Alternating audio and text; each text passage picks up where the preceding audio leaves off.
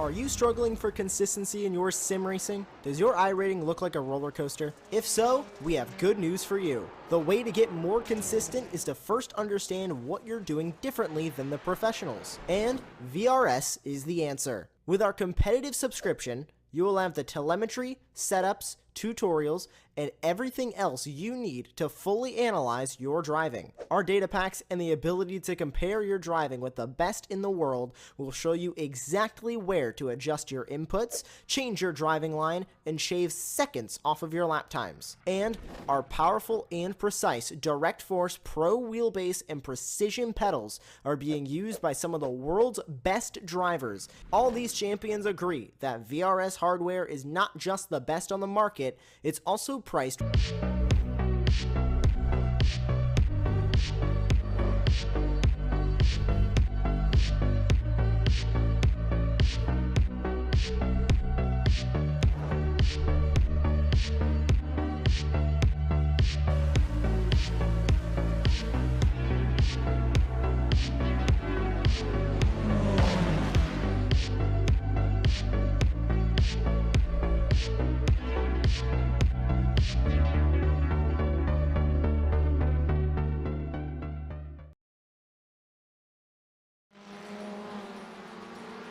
Hello and welcome. Well, it's Super Sunday here on Apex Racing TV, and of course the double header that is the Weekend Warriors. Kicking things off, it's the Formula Fords first of all.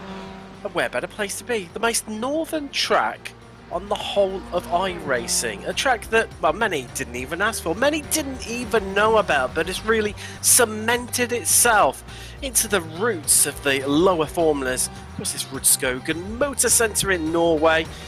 Oh, well, I'm sure we're in for an absolutely enthralling evening here today. I'm Tim Cox. We've got John Robertson in the virtual protection trailer, but I'm joined by someone who's nearly as northern as this track. It's Chaz Draycott. Hello, Tim. Yeah, it's a pleasure to be here once again, back on Apex Racing TV, and it's a pleasure to be working alongside you. And yes, you are absolutely right. This circuit is a real treat. Not many people knew about it at all, and to be fair, that's made it such a level playing field in terms of so many leagues, so many championships, and throwing an odd combination of cars like this around a track like this really does open up our eyes to just who knows this car well and who knows how to dial it in for an odd little occasion like this. So I'm looking forward to seeing how they all get on. Well, I'd then throw it into the mix as well. 40-minute long race. A race distance you don't even... Well, I think the longest version is half of that in the iRacing official. So it's been a real trip into the unknown this season with this brand new car, and it's not like the SRF that we'll see later on this evening here on Apex Racing TV, where there's plenty of history and knowledge of what the tyres do, how to fuel save, etc, etc. This has been a real trip into the unknown and discovery for so many of our drivers. Got qualifying just on the way, as always, open qualifying. We've got around about 9 minutes and change left in that. Jörg Marni leading the way in provisional pole with Jason Green. Those two have been right near the front for so long. Spec 2, where it's been a bit more of a competitive affair. Really can amongst pigeons, so many different winners this season. But it's Tom Lorry leading by 55 points over Richard Wallbank. So Roland Wallbank. I always call you Richard. Apologies, Roland. Gary Walbolt's third. Then it's Coffey, Pentikainen, Bennett, Montgomery, Montevini, Griffin and Hansen to round out your top 10 there. Now, as for the Masters class, I mean, that's pretty just much been Antonio Rice and Jörg Marni. They've really sort of galloped away, but then that win for Stevie Ray earlier on has really brought him back into the fight. And it's incredibly close for that second place between Marni and Ray, only 5 points separating those two as we head to Norway. Murakami fourth, then it's Brewster, Bradshaw, Freck, Cantor, Nelson, and Love to run out our top 10. Well, Charlie Ficari. We'll give you an honourable mention as you're the 11th and last place in the championship for now. Wow, Chaz. I think this could be a really interesting one, because these cars, they do tend to stick quite well. However, it's the perennial cold tyres that they really suffer with, and there's so many undulations and off-camber corners throughout this track that it could prove to be really tricky for our drivers. Yeah, definitely. I think that this is going to be as well, of course, with having the Masters, the S1s and the S2s as they come up. And I'm really looking forward to seeing the sort of inter-class battles as well, because as you see right now, judged by the colour of the position numbers on the left-hand side of the screen there is a bit of a mix, isn't there, between who ends up where, and people fight each other in different classes. Oh, they do. I mean, since Yogmani came of age, shall we say, and surpassed the age of 55 and migrated into the Masters class, it's really it invigorated that class and given the likes of Antonio Rice someone to fight with, certainly in the SRF series. Obviously, those classes transpire across into the really struggling qualifying as Green goes fastest in quali with a 1:26.6. Lovely time indeed that is as well. He's over a 10th clear now of Jörg Mani, and then Simon Mayer still in 3rd place, joining Ferenc Arabian on the 2nd row of the grid. It's a very international grid as well, this one. You know, there's a lot of American drivers in there, but we've got a couple of Brazilians, a Swiss driver, Germans, Canadians, Dutch drivers from the UK as well, and even Graham Brownlee as well at the bottom of the pile at the moment, the Scottish driver. He's not put a time on the board, but it's great to see there is such an international grid. I think the only country I didn't mention there that's actually on the grid is Antonio Rice in the Portuguese seconds and a little bit, down to 24th place when you look at Gary Wolbolt. So it's a very, very tough one. I mean, it's not the longest of laps around Rudskogen here, Tim, but even then, these cars make it a minute and a half, which is sort of like Grand Prix length lap compared to most other places. It certainly does indeed, and well, it's going to be absolutely fascinating to see how the drivers really sort of manage this one. And there's not a great deal of places to fuel save around here either. So one of the tactics the drivers will have to take a pit stop throughout the race, and this is going to, well, I mean, normally a bit of tactics comes into play, but if any of them can potentially save any fuel off it, that could make just enough difference to get the job done here in Norway. As you mentioned, Yogmani, top of Masters, Hoagie. Well, I said about him earlier, struggling in qualifying. He was well down. Look at that, just pops himself up into 3rd place. So right now, the top 3 positions are occupied by different classes. Green from Spec 1, Mani from Masters, and Hoagie from Spec. I found a passion in helping others go faster and perfect their craft. He could fill the role of data and race engineer, and also as a driver coach, while helping drivers to get the most out of data and video systems. Ray was the data engineer and driver coach for the 2019 championship winning Ferrari Challenge team, assisting multiple drivers on the team. PDA also sells a wide variety of data and video equipment that can help everyone from high performance driver education to professional drivers, and even a race team with multiple cars and drivers. No matter what you choose, customers get the information they need to go faster and have a great time on track. PDA can help real-world racers, sim racers, and also HPDE, or high performance driver education, to give it its longer word. Go fast. Interesting you mentioned that about PDA, because it's just awesome to see that skills like that and experience like that can now just be not just transferred into real-world application, but also in the sim as well. You know, the sims are that accurate now that it does take the same sort of experience and knowledge to set cars up, to help drivers get quicker and give them the sort of tutoring that they need, or, you know, just help develop not just the driver but the car as well. As we look here at Roland Wallbank across the line, he's just done a 1:28.3. His best time's a 1:27.85. So no improvement this time round for him. It's great to see these cars, though, make their way around here, because they really do not display much body line corner. And like we were talking about before, around a circuit as undulating as this, it's going to be an exciting prospect for tonight. You talk about drama, Anderson Hoagie there, just cheekily slotting one in right at the depth to go up into 2nd and join Green provisionally at the moment on the front row. And within a 10th, 800ths of a second to be precise. It's so frighteningly close. It's you can't even comprehend just what it is. I mean, a blink of an eye is around about 0.3 of a second. It's just getting on the slightly, just ever so slightly more. Maybe just carrying into one of the corners an extra mile or 2 an hour. That's all it is. It's absolutely crazy. We could have such finite differences between so many of the drivers, so many of the positions. You know, you've got 3 or 4 positions that are separated by a 10th in up and down through the field. Yeah, it's awesome, isn't it, how close it is. I've become very invested in the Trackmania competitive scene recently as well, and if I'm honest with you, they're fighting for thousandths, and people put 100 hours at a time in just to shave 100th of a second off. It's absolutely terrifying, and this is the same sort of thing. All it takes is one little input a tiny bit earlier. Even if one of those inputs is 1,000th of a second earlier or later, it can completely affect where the car is and where it turns in and where it ends up and reacts with the surface. The race session now, and drivers take to the grid. We can take you through exactly how they're going to line up. And on pole position, it's Jason Green. Anderson Hogan, the Canadian, joins him on the front row. Row 2 sees Jorg Marni and Simon Mayer alongside one another. With row 3 having a North American vibe, it's Arabian and Overstreet. Row 4 sees Montgomery and Degacias alongside one another. To round out the top 10 in row 5, it's Antonio Rice and Richard Coffey. Row 6 sees Renders alongside Genet. On row 7, it's Pinino and Warbank with Mike Bennett. He's got Andrew Love alongside him. Another Canadian-American roller we've got a bit further up. Series organizer Stevie Ray. He's got Jim Brewster for company on row 9, and the top 20 being rounded out by Adam Bradshaw and Jeff Jacobson to complete row 10. Tom Laurie and Gary Walbolt are on row 11, with row 12 being an all-Brazilian affair in Carvalho and Montevini, with the final row being Johan Botenga and Graham Brownlee. Let's wait for everyone to take to the track now and line up behind the Porsche 911 safety car. We get away for 40 minutes of racing. As mentioned, the drivers will have to take a pit stop during that time. Pit window is going to open anywhere from about 15 minutes into the race all the way up until around about the 35th minute, depending on how much they do manage to fuel save. And how much, or equally as well. You talk about those track position, Chaz.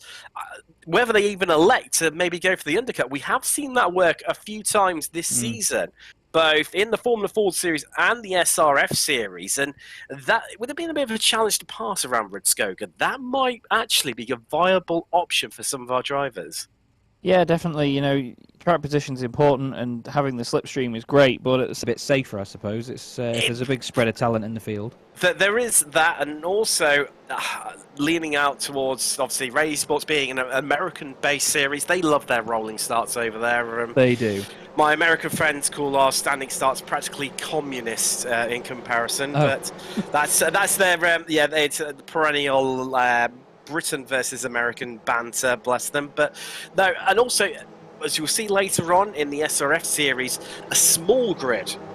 I am genuinely a small grid, though I'd be worried about is low 40s for them. Quite often they're mid to high 50s, even 60, even maxed out at 62, numerous times a season.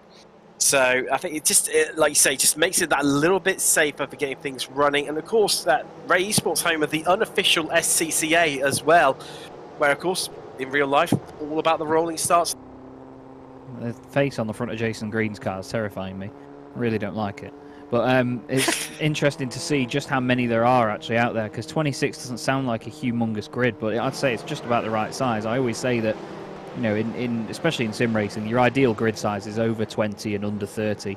I like a grid that's big, but not too big, where it's manageable for not just us on the broadcast to keep an eye on things, but also for series organisers and for drivers to enjoy themselves as well, where it's not overcrowded and it's not oversubscribed. So it's not chaos if something happens and, half of the field isn't still coming out of the last corner by the time that most of it's into turn one. Obviously, track dependent. But right now, though, we've got a bunch of drivers from different classes right at the front of the field. That's going to be important for this race because they will want to sort of put to the back of their minds the pressure of leading their respective classes. So it's going to be interesting to see how that affects them. But round the final corner we go, Tim. It's time to get underway. Here we go. Let's get ready to go racing from Norway at Rudskogen as we are green and we are go. And Jason Green catches the rest of the field napping now, really pulling out 3/10 as we head down towards turn one. But it's all about that battle for second as Jorg Marni's going to slip and slide his way through there past Hoagie. Get himself up into second. A few drivers as well down from the midfield, just swapping around Antonio Rice. He's had a good start. He's up a couple of places into 7th in the 914 machine. But it's like NASCAR style, like the animals coming onto Noah's Ark as we head down towards turn 3, side by side, so many of them. And amazingly, I think we've got away cleanly, Chaz. Everyone is all, well, there you go. There's the commentator's curse. Yep. Spoke too soon. Michael G. Nelson and Leandro Pinheiro have gone around, and only a little bit of contact involved with the two of them. And as Yuanchi Lin has said in the chat as well, Jason Green definitely takes all the way down to 23rd. Well, someone runs in a bit deep. I think that's, it's your Marnie, and that's Overstreet. Well, target fixation, and around she goes. You could just rearrange the letters of his name and call it Megan Oversteer, to be fair. Sorry, her name, apologies. Megan Oversteer having a big old moment there down at the bottom. That corner is actually called Anxiety, apparently, at the bottom of the hill. And to be honest, in a car like this, it really does give you anxiety when you get down there, because it is such a nightmare to get right. When you're on the brakes, you're turning in, you've suddenly got the compression of the car as well. It's a real pain in the backside. Unfortunately, Megan there just coming a bit unstuck, but carries on. The wall is very far away down there, so it's hard to hit it. This is Jörg Marni and Addison Hoagie. Addison had a slowdown penalty, actually, at the start of the lap, which I think is what sort of put Megan offline slightly. It's going to be like this all race long, isn't it? It's just setting up the vibe. We're only 3 minutes out of the 40. Not even 1/10 race distance here from Rudskogen already. They're absolutely not giving this one up, like dogs with bones, wrestling away for every position and every inch of track available to them. But so it's, you know, as you mentioned, there's a bit of a slow up from Hoagie, obviously due to that slowdown, and Marnie's half spin. That's sort of created a bit of a gap right now between Maya and Arabian. Up to temperature these cars, but of course we're having such a hard and robust tyre compound. Yeah, absolutely. It's all a learning curve when you go into a different kettle of fish like this. And obviously one of the key things in sim racing is that drivers have to jump from one car to the next unless you are devoted to just one machine. A lot of these drivers will be, but a lot of them will also drive other cars as well. You know, you get your money's worth out of iRacing and you drive all the different machines that are on offer. We've got 3 of the Spec 1 drivers leading the way at the moment: Green, Maya and Arabian. And then we've got Marnie, Hoagie and Rice just behind in their own sort of little pack. And actually, to be fair, this is Addison Hoagie now looking back down the inside of Jörg Marni.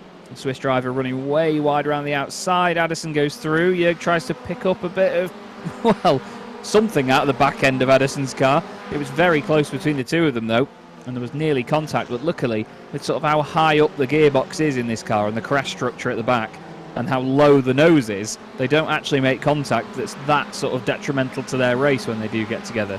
So they can often get away with it, as now Addison Hoagie instantly sets his sights on Ferenc Arabian just in front, the Canadian driver. His countryman, in fact.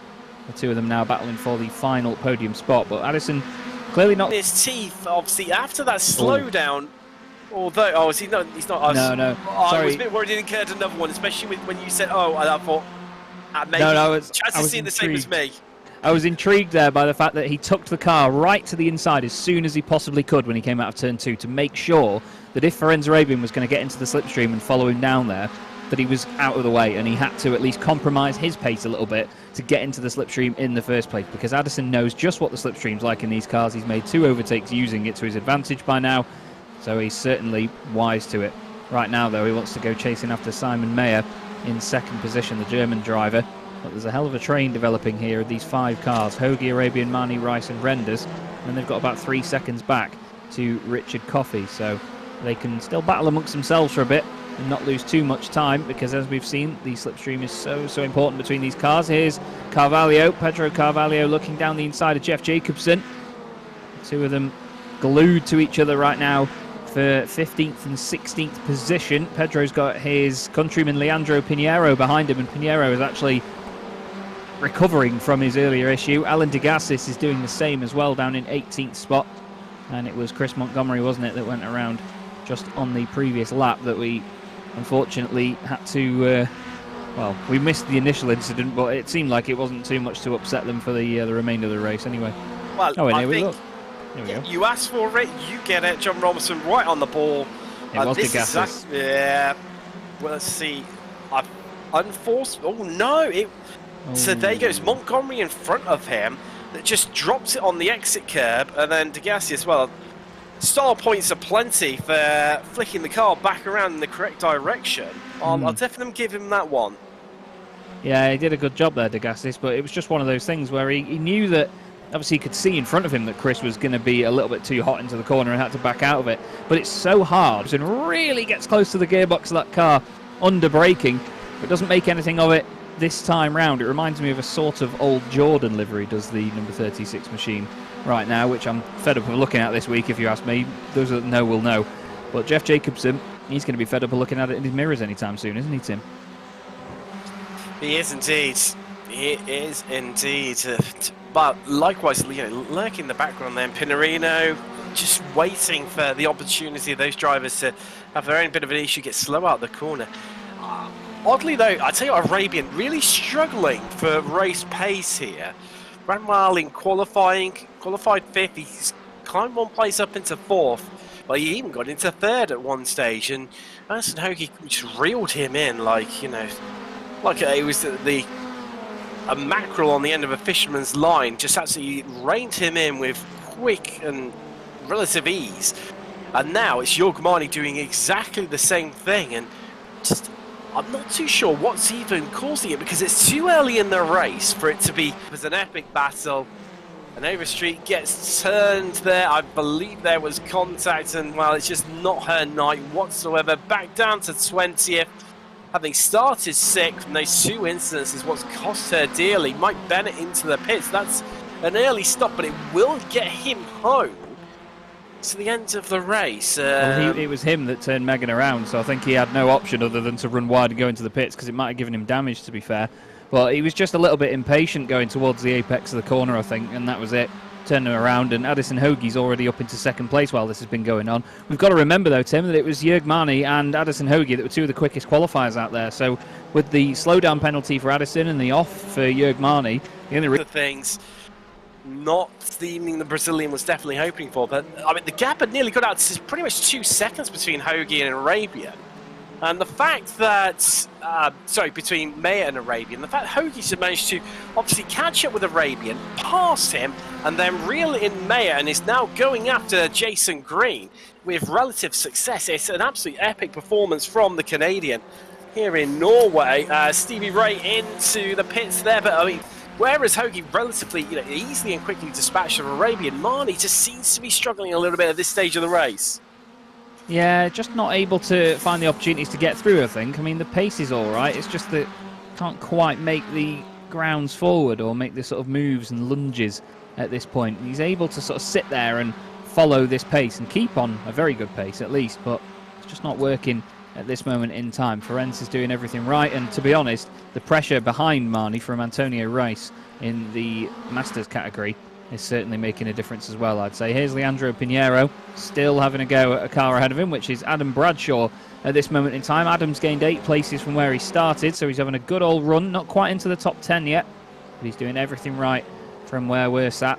And he carries on in that 929 machine. Another one of the drivers in the Masters category, which is highlighted by the yellow position markers on the left-hand side. The greens are Spec 2s, which is basically like the AM class, let's say, and reds are Spec 1s, which is the pros, and Pinheiro sends one up the inside, and admittedly, I mean, it was coming for a while there, and Adam, well, he certainly showed intentions of turning in, regardless of what Leandro Pinheiro was doing, and it was quite the barge down the inside there, to be honest with you, but good to see that they can still get away with it. For now, I mean, it always amazes me with drivers when they get so close, when they get away with it and then go back for a second bite of the cherry. And, well, they'll get away with it for now, but how much longer it will last will remain to be seen as we reach, nearly 14 minutes through the race. About 3rd race distance here from Norway. Green leads from Hoge in 2nd, who's leading currently in Spec 1. Maya Arabian in 4th.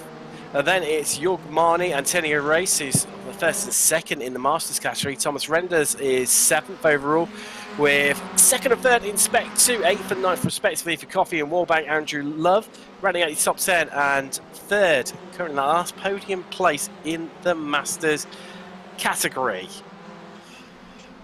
Still, well, plenty more to change, plenty to go. Stevie Ray is currently the highest driver of the drivers that have pitted so far. He's going all the way down in 19th, and, well, amazingly as well, only 2 places below where he managed to qualify, which was in 17th. So he's on for a bit of a strong result here today, as he's not too far behind. I mean, he's, 31 seconds. I say not too far behind, but once you account for the pit stops, because everyone above him has yet to stop, it's not a bad place to be right now. Not at all, neither's this as well. Jason Green under pressure from Addison Hoge.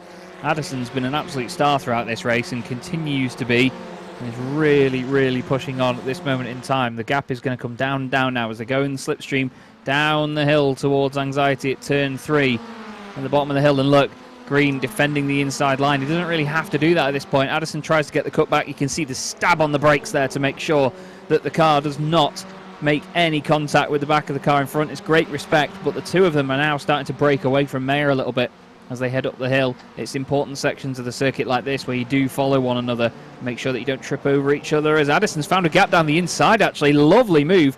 Really well done, but the circuit goes back in the other direction now, which is going to give Green the inside line as they go back down the hill. Green's still going to be on the inside line into the hairpin, but what can Addison Hoagie do around the outside? Carries quite a decent amount of pace through there. You've got two left-handers coming up now as well, so this is then going to go back into the favour of Addison Hoagie.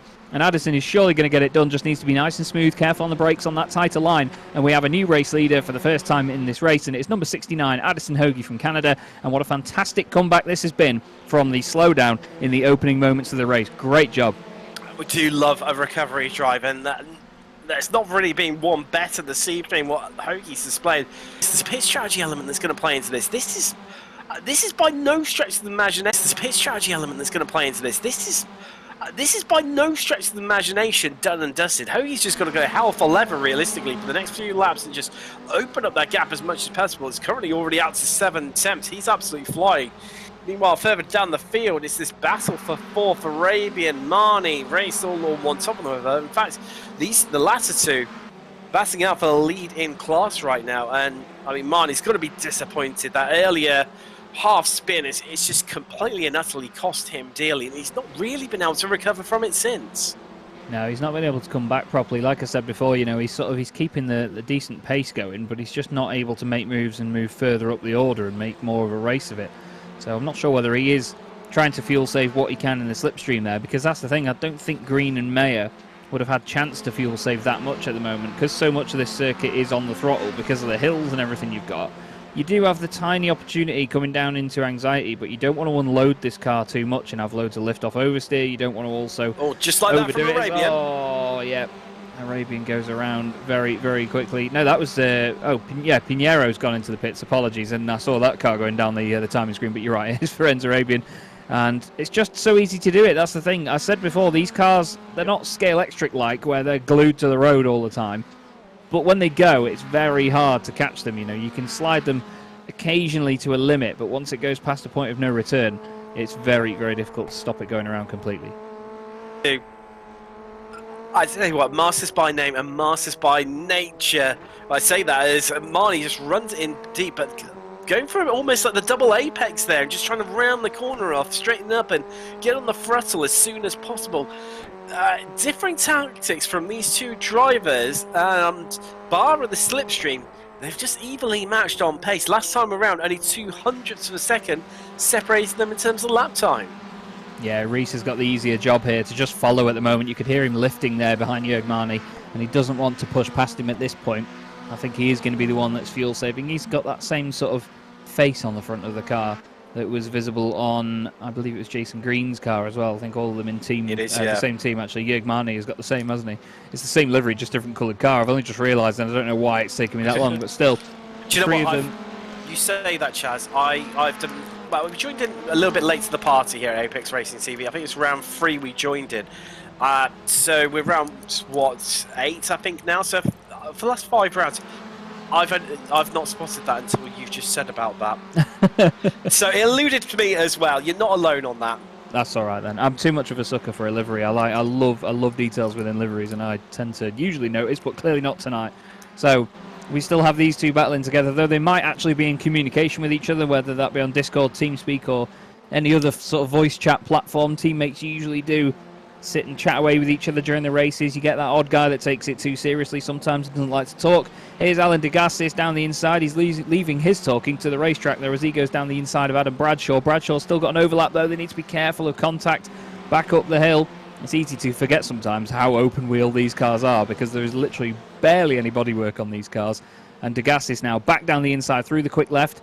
Then they're going to go round to the right though, and he needs to be careful not to tuck it in into the side pod of Bradshaw, as Bradshaw says, nope, stuff that, I'm going into the pits, and through down the inside goes Ulysses Mantovani. Says, thanks very much then, if you two are going to scrap and choose your own fates, I'm just going to dive down the inside when you're not waiting, or you're not watching, I should say, and I'll take that place. So great stuff by Mantovani there, great opportunism, but now De Gassis says, oh great, I've got to overtake another one now.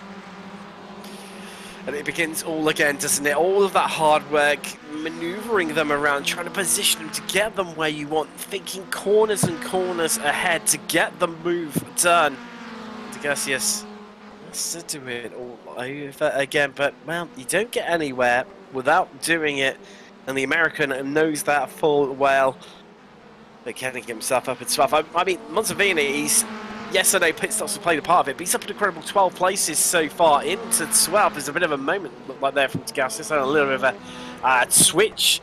However, Mantovani, you know, he's on form. De Gassis has obviously had that issue earlier on where he had that collision with Montgomery, span around, and Mantovani's just been on the up, making moves. So past Mantovani, but I don't even think that was down the straight, and that's because Mantovani is coming into the pits. So De Gassis goes up, so does Brewster, Boitenga. A lot of them will now move up the order on the left-hand side, as you will see. But right now, the closest battle inside the top 10 is actually Jörg Marni and Antonio Reis. Those two are still stuck together for the lead of the Masters class, I believe it is. Anyway, I don't know if I've got my classes the wrong way around, but we have these two still battling it out. But I say battling, I don't think they're pushing each other that hard at this moment in time, Tim. I think they're just following on from one another, aren't they, and doing what they can. It's all about Antonio Reis. I think it's just full fuel save mode for him, and try and get the move done over Marni in the pits. Not too far away from finding out. We'll definitely know within the next, I'd say, about 10 to 12 minutes roughly. And then we'll know who is going to come out on top in the battle for Masters. And however, in fact, they managed to climb even more places. This is the stress of running in deep and fuel saving from Rice. Definitely going to be the less, pretty much a 10th in Sector 2.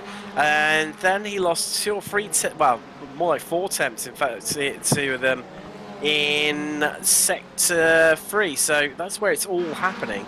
Actually, there probably 6 attempts in Sector 3.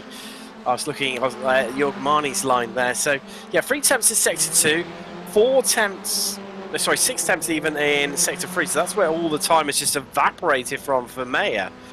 So there is Boitenga from Sector 2 into the pits.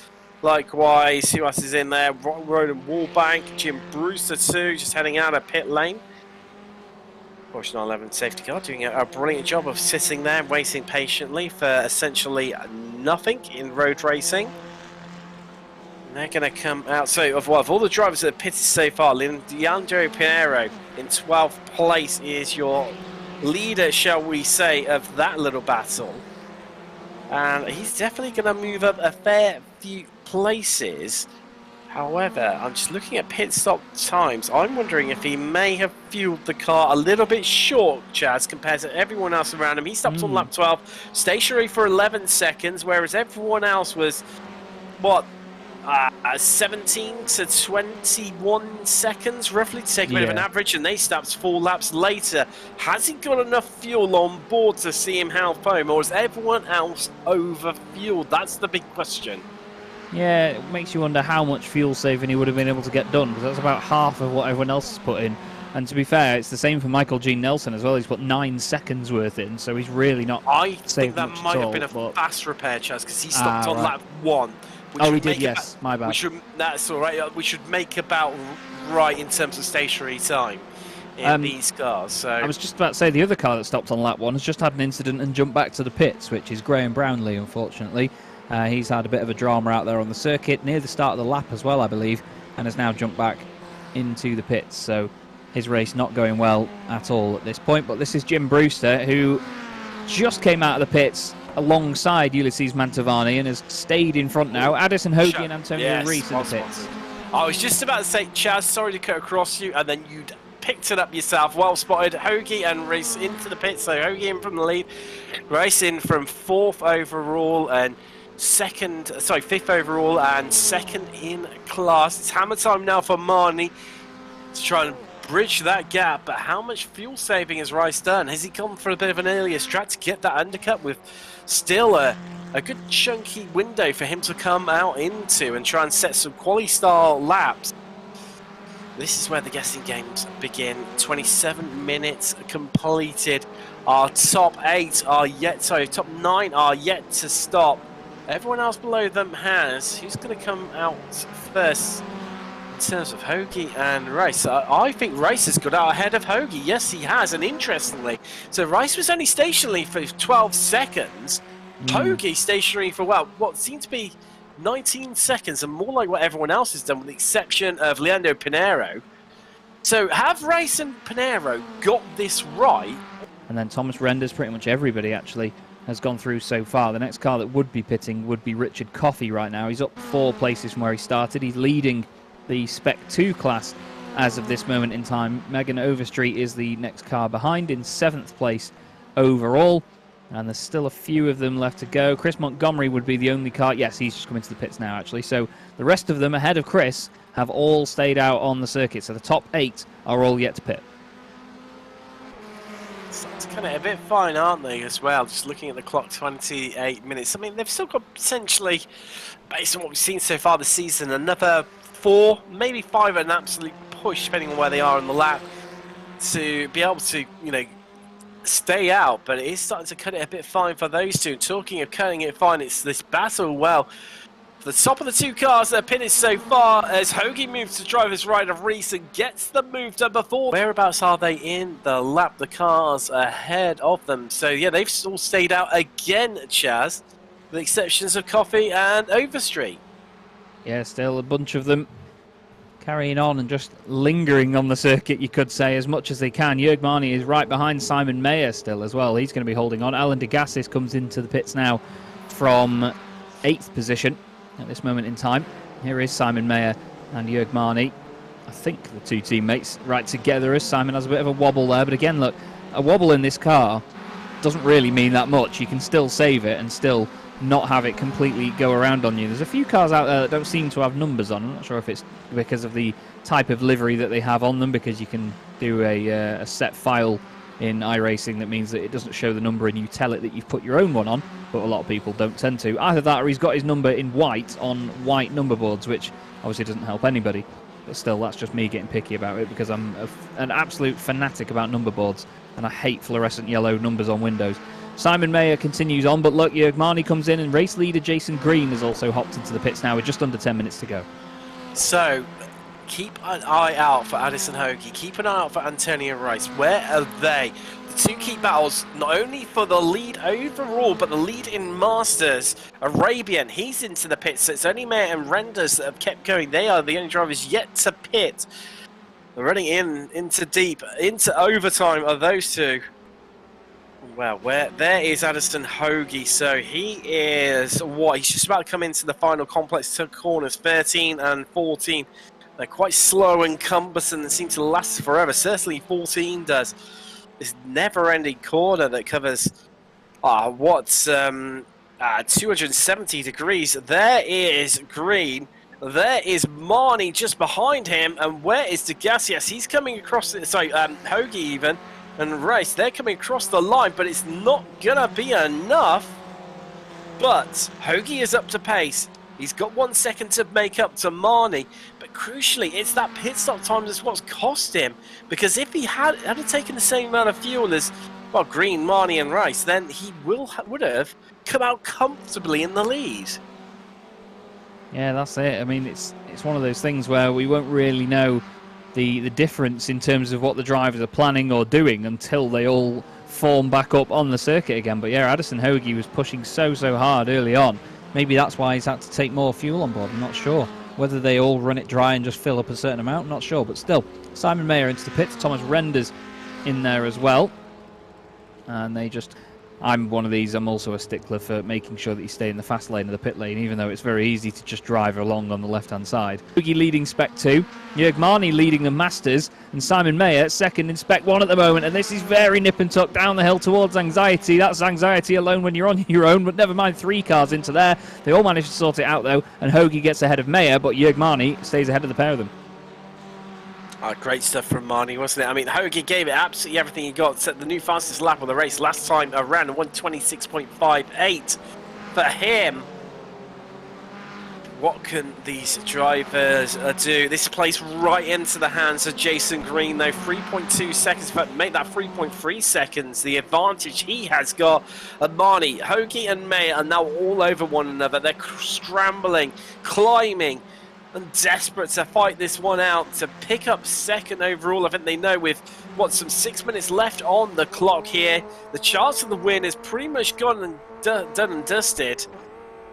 Is who can claim that second step on the podium. 3 cars, 2 places on the podium up for grabs overall. Who's going to take it?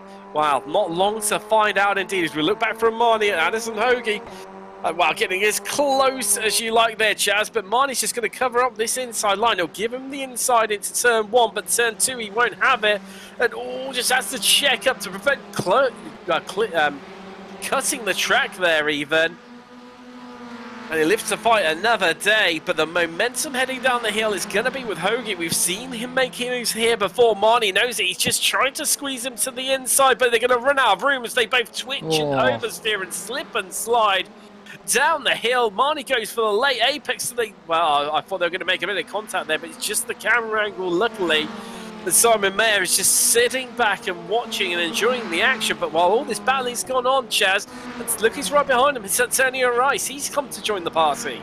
He has indeed. He's only 0.8 of a second behind Simon Mayer right now. But Addison Hoagie is throwing everything at Jörg Marnie, and Jörg's doing a great job to hold on to it. I bet he's not smiling like he is in his picture right now in the car as there's a little bit of contact. The two of them hooked together. As Simon Mayer has Antonio Rice behind. Rice will be all over this like a fly on a sandwich that's been left out on a hot day, because Jörg Marnie, leading that Masters class, is definitely under threat, and not just from his classmates but also from overall drivers as well. Simon Mayer won't want to get involved in this though, will he, Tim? Because he's going to see this and think, nah, I don't want that fight. No, I think he's just sitting back, waiting to pick up the pieces for when these two come together, which are the way that they're scrapping away at it, Marnie and Hoagie. It's when, not if, and well, dicing with death right around the outside is Hoagie. Gets the car checked up in time. Marnie's just defending that inside line. If he's seen any of the racing around here, Marnie, he'll know that is the strat to pull. Just defend the inside. And although it's slow, although it's cumbersome, it is near impossible for the driver to stick one right round the outside, round the long way. Mayer right behind now, still not making any big advances at this moment in time. As I said just a lap ago, he's going to be happy to sit there and watch these two fight. Look at that though, how much these cars can oversteer if you really pitch them in. You know, there's so much mechanical grip underneath them. They're so light, so nimble. They just float around. I described them as a water boatman before, and I'm pretty proud of it because I think it's a spot-on reference, because they do just skip along the surface. They float through the corners. Addison Hoagie tries the undercut there, or the cutback, I should say. I always say the undercut's a pit strategy and the cutback is a racing manoeuvre. There's never really a grey line between the two. But Addison Hoagie is just throwing everything at this right now, and I tell you what, Jörg Marnie, he's putting the car exactly where he needs. He's parking it on some of the apexes. He's really tightening his line, because that's what this car allows you to do. Look at it. He's really parking it on the inside lines. This is great racing, but this is exactly what you can expect from Formula Fords. They're built for this sort of thing. And all while this is going on, Green's built up a lead now of, from, what, 3.2 seconds all the way up to 5.2. All this battle is just costing them so dearly, but they knew that when they came out of the pits, they were never going to catch Green, and Green just needs to bring this one home, because when they cross the line, white flag is going to be in the air by my calculations, which is going to mean we've got 1 lap left to go from Rudskogen, 1 lap left for Jörg Marnie to hold on to that second place. And what can Addison do? He heads down to the inside, and surely this is going to be it. This dummy completely sold from Hogan. Do they make contact? Yes, they do, and they're around. Race just bashes Addison Hoagie on the way through, and now all of a sudden it's Simon Mayer up into second, Antonio Rice up into third overall, and also the lead in Masters. There was 6 of one, half a dozen of the other there, because Hoagie went the corner with the weave. Across the line comes Jason Green. He takes the checker flag, and the victory here for Rudskogen Motor Centre in Norway. Congratulations to him. Simon Mayer in the end picks up second. The strat of just sitting behind and waiting for it to kick off has worked.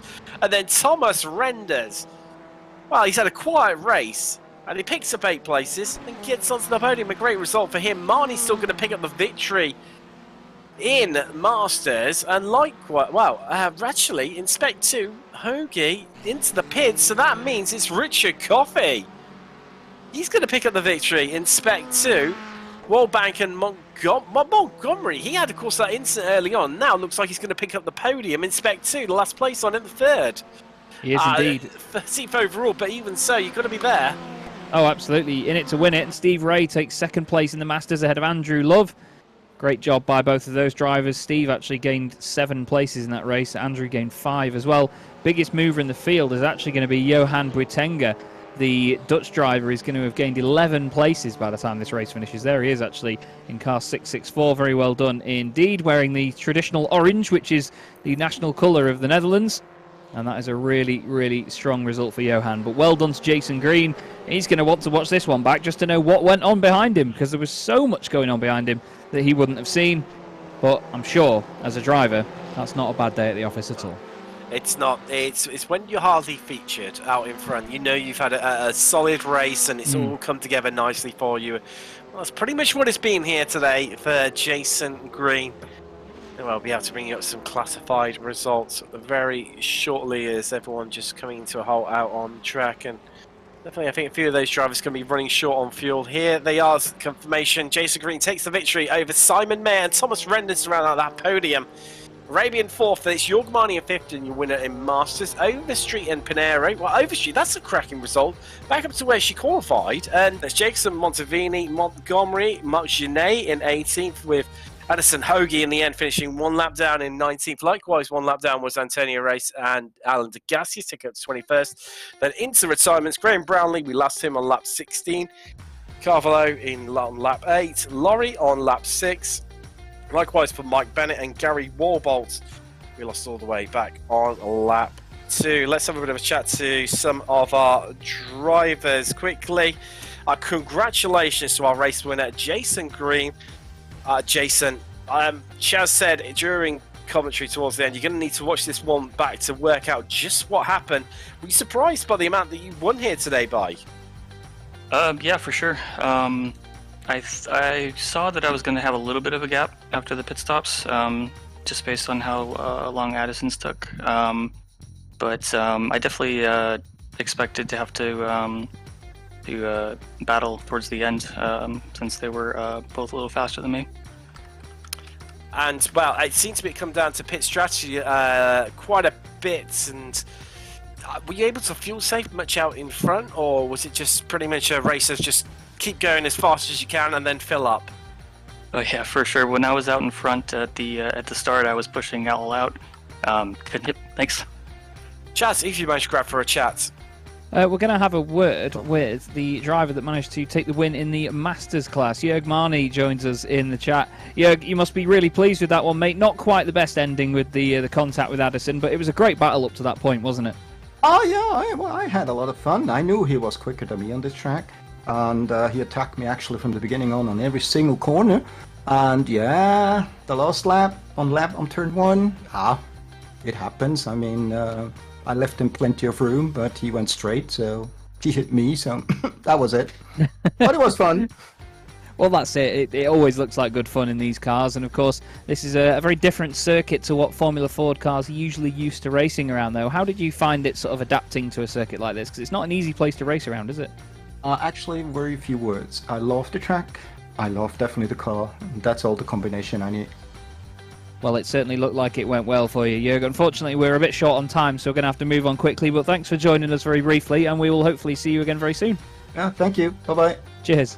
As he's kindly joined us, we'll squeeze in the last one. Thomas Renders. Well, Thomas, no disrespect, I don't think you expected to finish on the podium here today. Those incidents late on really, really helped you. Were you surprised just how many places you managed to climb in? I mean, up 8, incredible results. Yeah, I'm really happy with the progress I've made during the race. Of course, a little present in the end, so thanks for the involved. But yeah, I mean, I knew the only thing that could happen to be on the podium was something like this, and yeah, I was just incredibly lucky. And I'm just happy because last couple of weeks weren't so lucky for me. So yeah, But just thrilled to be on the podium. definitely a bit of redemption, and well, congratulations. And well, you're racing later on in the SRF? Yes, I will. Fantastic. We will see you then. Good luck for that. There's Thomas Renders, who finished third here today. Or any sort of push to pass or daft stuff. There's not much power underneath them, and it's just pure, raw, mechanical grip. And this circuit really brought out in the best of them. I've loved it. Oh, there we go. You know, you crammed in his 3 words, and then in true commentator styles, you could never shut us up, and then extend it out to about 53 words. But no, absolute pleasure from myself, Tim Cox, Chaz Draycott, and John Robertson, who's been in the virtual production trailer, tucks away. Thanks very much for joining us. Stay tuned, because in about an hour and a half's time, we will have the SRF Weekend Warriors, the Ford Spec Racers. Make sure you join us.